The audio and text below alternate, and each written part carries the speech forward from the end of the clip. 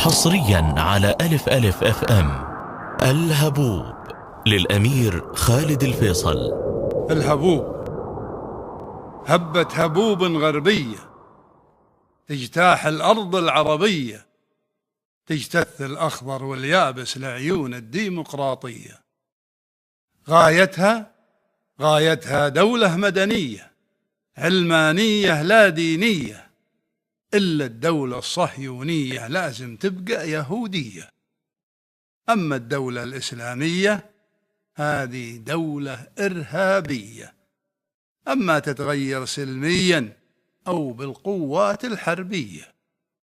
والفوضى الخلاقة بدأت حسب العدالة الدولية، الفوضى صارت عربية والخلاقة للعبرية، والقضية صارت حنا ونسونا الفلسطينية، وشككونا في أنفسنا بالغزوات الثقافية، وكذبونا وصدقناهم بالفنون الإعلامية، واتهمونا بالتخلف والرجعية والهمجية، واشعلوها طائفية وعنصرية وقبلية، وشجعوا التغريب الفكري ولمعوا رموز التبعية.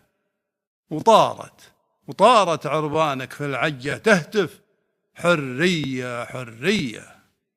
يا علماء الأمة افتوا واعطونا بدائل عصرية.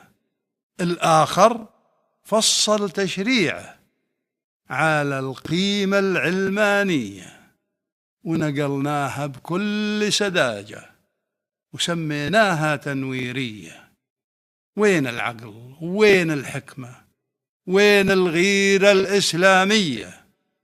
ليه النظام الإسلامي ما أوجدنا له آلية؟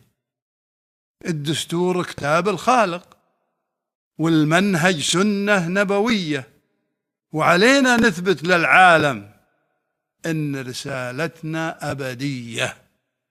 إبراهيم وموسى وعيسى ومحمد رسل البشرية علمونا أن السلطة أمن وعدل وإنسانية، وأن الشورى عين الحكمة، والشريعة ربانية، والله واحد ودينه واحد، والعقيدة توحيدية.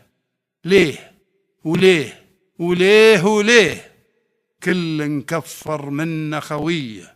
خافوا الله في خلق الله، يا من بعث الفتنة حية.